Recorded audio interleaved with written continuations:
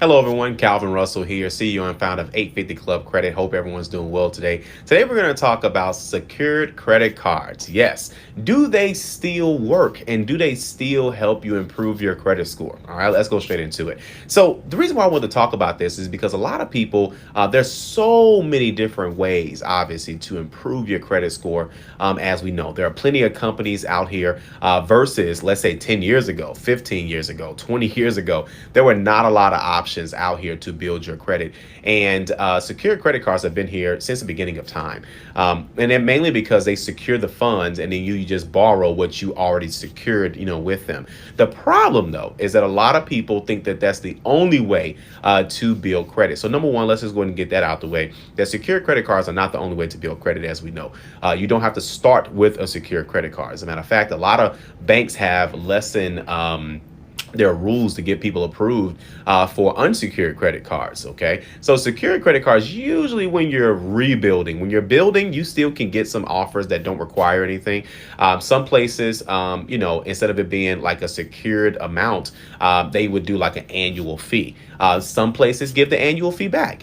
Some places, every place is going to be a little bit different, but don't expect to get that back. Of course, everyone's situation is going to be a little bit different. So, but with secured credit cards, you're still going to, depending on where your scores are, you're going to still see a huge score increase, especially if you're in the 300s to 400s or under 550. If you're over 550, you're probably going to see about a 50 to 75 point jump. That's another thing that people do too, is that when they get that credit card, sometimes they max it out. Don't do that. Use less than 10 to 30%, if anything. Okay.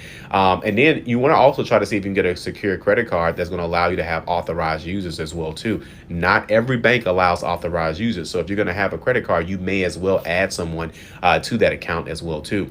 But you also want to make sure that you're not getting too many secure credit cards. Sometimes we'll get one secure credit card. We'll see a 75 to 100 point jump. And then what ends up happening is that over time, you say, oh, well, let me just go and get another secure credit card because I got so many points from that first one. Well, you got so many points from that first one, mainly because your credit report was looking for a certain type of account, a certain type of activity. And you were able to accomplish that. But however, you got to make sure that you have everything lined up perfectly and having the right expectations. Yes, get the secure credit card if you're open to it. But, secure credit cards are still great. However, you still want to look at all the other options that you have. You're going to get stuff in the mail all the time. You're going to get stuff in the mail from usually secure credit card companies don't advertise too much. But if you do get something in the mail, look at what other banks and finance companies are sending you because you may have a better situation.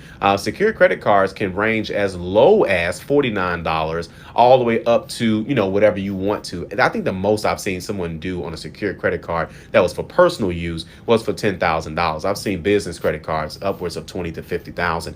However, with a secure credit card, again, the biggest thing is going to be utilization. Just making sure that you're using 10 to 30% or less. There are some companies that will take that secure credit card and then upgrade you to an unsecured credit card. Some will do that and keep the secured amount that you gave them, the secured deposit. By the way, that deposit is your money. However, some banks are still old school and you can't get that money unless you close the account. That sucks. But a lot of companies are starting to step into secured to unsecured and then giving you your money back. And that's a beautiful way to build a relationship, but some banks don't care. So just make sure you understand what you can do. Can you get credit limit increases? Can you, add authorized users? Is there an annual fee? Do they upgrade you from, secured to unsecured? So those are the types of questions you can ask, but they most definitely still improve credit scores. Now, I would, again, recommend this if you don't have a lot of options, just because some people think that they can get more points or something like that if you go with a secured credit card versus a credit builder account. So just really depends on what your situation is too, because some people can't get every single account.